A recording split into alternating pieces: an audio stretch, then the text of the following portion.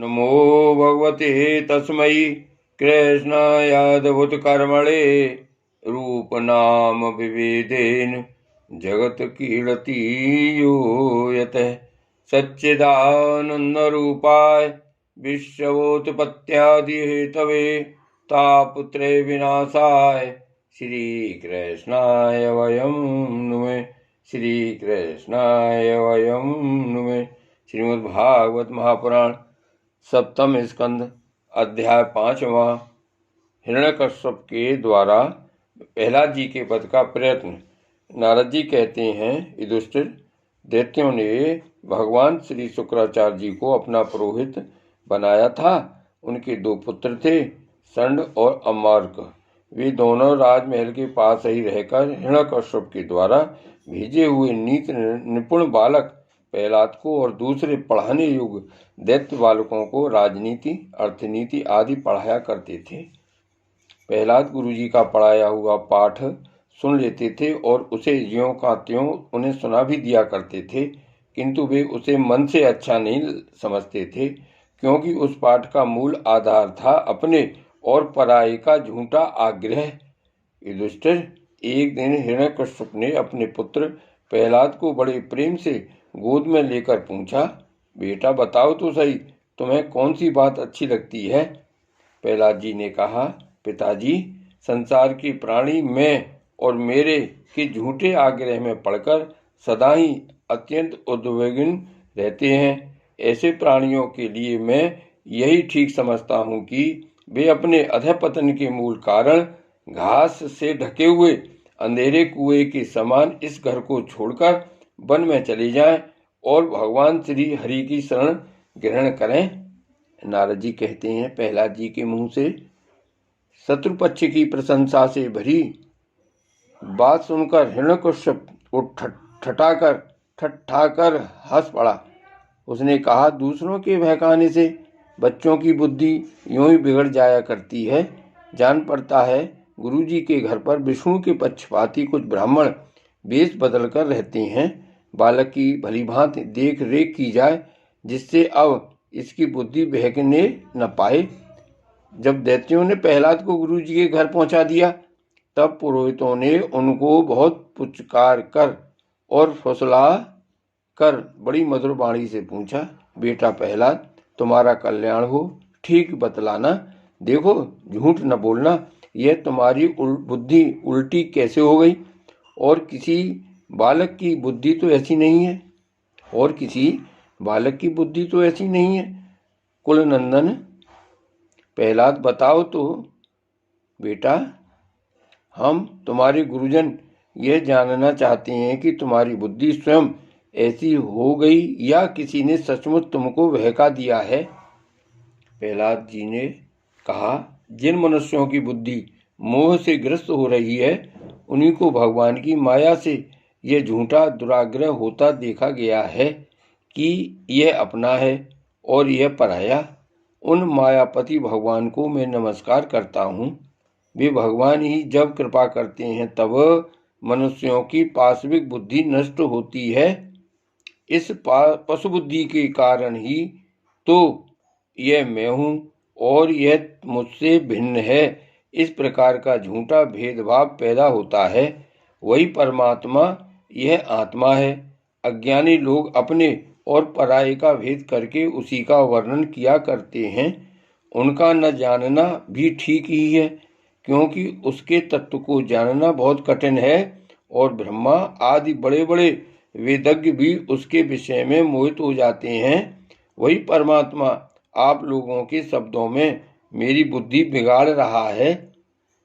गुरुजी, जैसे चुम्बक के पास लोहा स्वयं खिंच आता है, वैसे ही चक्रपाणि भगवान की स्वच्छंद इच्छा शक्ति से मेरा चित्त भी संसार से अलग होकर उनकी ओर वरवश खिंच जाता है। नारद जी कहते हैं, परम ज्ञानी प्रहलाद अपने गुरुजी से इतना कहकर चुप हो गए। पुरोहित बेचारे राजा के सेवक एवं पराधीन थे। वे डर गए। उन्होंने क्रोध से प्रहलाद को झड़क दिया और कहा, अरे कोई मेरा बेंत तो लाओ। ये हमारी कीर्ति में कलंक लगा रहा है। इस दुर्बुद्धि कुलांगार को ठीक करने के लिए चौथा उपाय दंड ही उपयुक्त होगा। दैत्य वंश के चंदन वन में यह कांटेदार बबूल कहाँ से पैदा हुआ जो विष्णु इस वन की जड़ काटने में कुल्हाड़े का काम करते हैं? यह नादान बालक उन्हीं की भेंट बन रहा है, सहायक हो रहा है। इस प्रकार गुरुजी ने तरह तरह से डांट डपट कर प्रहलाद को धमकाया और अर्थ धर्म एवं काम संबंधी शिक्षा दी। कुछ समय के बाद जब गुरुजी ने देखा कि प्रहलाद ने साम दान भेद और दंड के संबंध की सारी बातें जान ली हैं, तब वे उन्हें उनकी माँ के पास ले गए। माता ने बड़ी लाल प्यार से उन्हें नहला धुलाकर अच्छी तरह गहने कपड़ों से सजा दिया। इसके बाद वे उन्हें हिरण्यकश्यप के पास ले गए। प्रहलाद अपने पिता के चरणों में लौट गए। हिरण्यकश्यप ने उन्हें आशीर्वाद दिया और दोनों हाथों से उठाकर बहुत देर तक गले से लगाए रखा। उस समय दैत्यराज का हृदय आनंद से भर रहा था। युधिष्ठिर, हिरण्यकश्यप ने प्रसन्न मुख प्रहलाद को अपनी गोद में बैठाकर उनका सिर सूंघा। उनके नेत्रों से प्रेम के आंसू गिर गिर कर प्रहलाद के शरीर को भिगोने लगे। उसने अपने पुत्र से पूछा। हिरण्यकश्यप ने कहा, चिरंजीव बेटा प्रहलाद, इतने दिनों में तुमने गुरुजी से जो शिक्षा प्राप्त की है उसमें से कोई अच्छी सी बात हमें सुनाओ। प्रहलाद जी ने कहा, पिताजी, विष्णु भगवान की भक्ति के 9 भेद हैं। भगवान के गुण लीला नाम आदि का श्रवण, उन्हीं का कीर्तन, उनके रूप नाम आदि का स्मरण, उनके चरणों की सेवा, पूजा अर्चा, बंधन, दास्य, सख्य और आत्मनिवेदन। यदि भगवान के प्रति समर्पण के भाव से यह 9 प्रकार की भक्ति की जाए तो मैं उसी को उत्तम अध्ययन समझता हूँ। प्रहलाद की यह बात सुनते ही क्रोध के मारे हिरण्यकश्यप के होठ भड़कने लगे। उसने गुरुपुत्र से कहा, रे नीच ब्राह्मण, यह तेरी कैसी करतूत है? दुर्बुद्धि, तूने मेरी कुछ भी परवाह न करके इस बच्चे को कैसी निस्सार शिक्षा दे दी? अवश्य ही तू हमारे शत्रुओं के आश्रित है। संसार में ऐसे दुष्टों की कमी नहीं है जो मित्र का बाना धारण कर छिपे छिपे शत्रु का काम करते हैं, परंतु उनकी कलई ठीक वैसे ही खुल जाती है जैसे छिपकर पाप करने वालों का पाप समय पर रोग के रूप में प्रकट होकर उनकी पोल खोल देता है। गुरुपुत्र ने कहा, इंद्र शत्रु, आपका पुत्र जो कुछ कह रहा है वह मेरे या और किसी के बहकाने से नहीं कह रहा है। राजन, यह तो इसकी जन्मजात स्वाभाविक बुद्धि है। आप क्रोध शांत कीजिए, व्यर्थ में हमें दोष न लगाइए। नारद जी कहते हैं, युधिष्ठिर, जब गुरुजी ने ऐसा उत्तर दिया तब हिरण्यकश्यप ने फिर प्रहलाद से पूछा, क्यों रे, यदि तुझे ऐसी अहित करने वाली खोटी बुद्धि गुरुमुख से नहीं मिली तो बता कहाँ से प्राप्त हुई? प्रहलाद जी ने कहा, पिताजी, संसार के लोग तो पिसे हुए को पीस रहे हैं, चबाई हुए को चबा रहे हैं। उनकी इंद्रियां बस में न होने के कारण वे भोगे हुए विषयों को ही फिर भोगने के लिए संसार रूप घोर नरक की ओर जा रहे हैं। ऐसे ग्रहासक्त पुरुषों की बुद्धि अपने आप किसी के सिखाने से अथवा अपने ही जैसे लोगों के संग से भगवान श्री कृष्ण में नहीं लगती।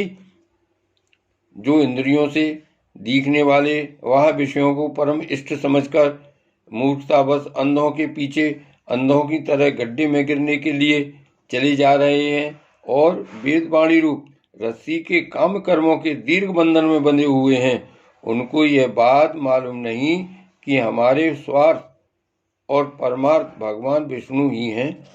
उन्हीं की प्राप्ति से हमें सब पुरुषार्थों की प्राप्ति हो सकती है। जिनकी बुद्धि भगवान के चरण कमलों का स्पर्श कर लेती है, उनके जन्म मृत्यु रूप अनर्थ का सर्वथा नाश हो जाता है।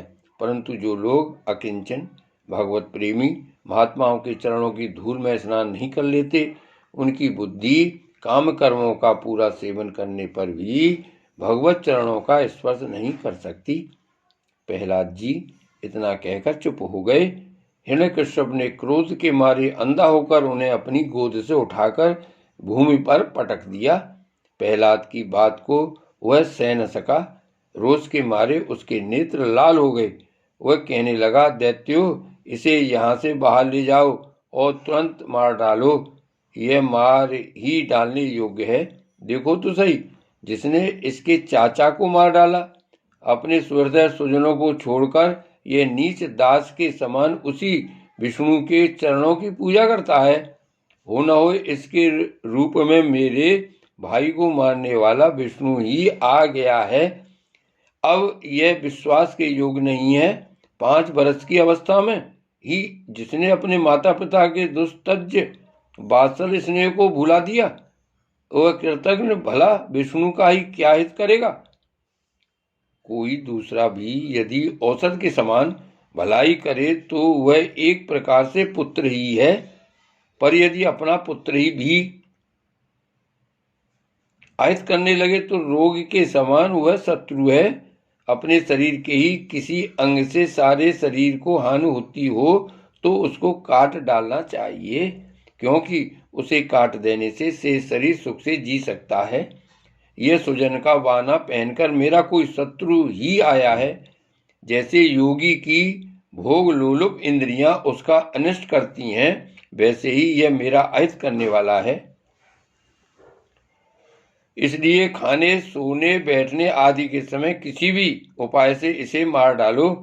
जब हिरण्यकश्यप ने दैत्यों को इस प्रकार आज्ञा दी, तब तीखी ढाल, विकराल बदन, लाल लाल दाढ़ी मूछ एवं केसों वाले दैत्य हाथों में त्रिशूल ले लेकर मारो काटो इस प्रकार बड़े जोर से चिल्लाने लगे।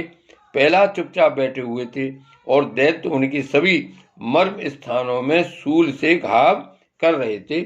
उस समय प्रहलाद जी का चित्त उन परमात्मा में लगा हुआ था जो मन वाणी के अगोचर, सर्वात्मा, समस्त शक्तियों के आधार एवं परब्रह्म है। इसलिए उनके सारे प्रहार ठीक वैसे ही निष्फल हो गए जैसे भाग्यहीनों के बड़े बड़े उद्योग धंधे व्यर्थ होते हैं। युधिष्ठिर, जब शूलों की मार से प्रहलाद के शरीर पर कोई असर नहीं हुआ, तब हिरण्यकश्यप को बड़ी शंका हुई। अब वह प्रहलाद को मार डालने के लिए बड़े हट से भांत भांत के उपाय करने लगा। उसने उन्हें बड़े बड़े मतवाले हाथियों से कुचलवाया, विषधर सांपों से डसवाया, पुरोहितों से कृत्या राक्षसी उत्पन्न कराई, पहाड़ की चोटी से नीचे डलवा दिया, सम्मासुर से अनेकों प्रकार की माया का प्रयोग करवाया, अंधेरी कोठरियों में बंद करा दिया, विष पिलाया और खाना बंद कर दिया। बर्फीली जगह देखती हुई आग और समुद्र में बारी बारी से डलवाया, आंधी में छोड़ दिया तथा पर्वतों के नीचे दबा दिया। परंतु इनमें से किसी भी उपाय से हुए अपने पुत्र निष्पाप प्रहलाद का बाल भी बांका न कर सका। अपनी व्यवस्था देखकर हिरण्यकश्यप को बड़ी चिंता हुई। उसे प्रहलाद को मारने के लिए और कोई उपाय नहीं सूझ पड़ा। वह सोचने लगा, इसे मैंने बहुत कुछ बुरा भला कहा, मार डालने के बहुत से उपाय किए, परंतु ये मेरे द्रोह और दुर्व्यवहारों से बिना किसी की सहायता से अपने प्रभाव से ही बचता गया। ये बालक होने पर भी समझदार है और मेरे पास ही निशंक भाव से रहता है। हो न हो इसमें कुछ सामर्थ्य अवस्था है। जैसे सुनह से अपने पिता की करतूतों से उसका विरोधी हो गया था, वैसे ही यह भी मेरे किए अपकारों को न भूलेगा। न तो यह किसी से डरता है और न इसकी मृत्यु ही होती है। इसकी शक्ति की था नहीं है, अवश्य ही इसके विरोध से मेरी मृत्यु होगी, संभव है न भी हो। इस प्रकार सोच विचार करते करते उसका चेहरा कुछ उतर गया। शुक्राचार्य के पुत्र संड और अमर्क ने जब देखा कि हिरण्यकश्यप तो मुंह लटका कर बैठा हुआ है, तब उन्होंने एकांत में जाकर उससे यह बात कही, स्वामी, आपने अकेले ही तीनों लोकों पर विजय प्राप्त कर ली। आपके भौहें टेढ़ी करने पर ही सारे लोकपाल कांप उठते हैं। हमारे देखने में तो आपके लिए चिंता की कोई बात नहीं है। भला बच्चों के खिलवाड़ में भी भलाई बुराई सोचने की कोई बात है? जब तक हमारे पिता शुक्राचार्य जी नहीं आ जाते तब तक ये डरकर कहीं भाग न जाए, इसलिए इसे वरुण के पासों से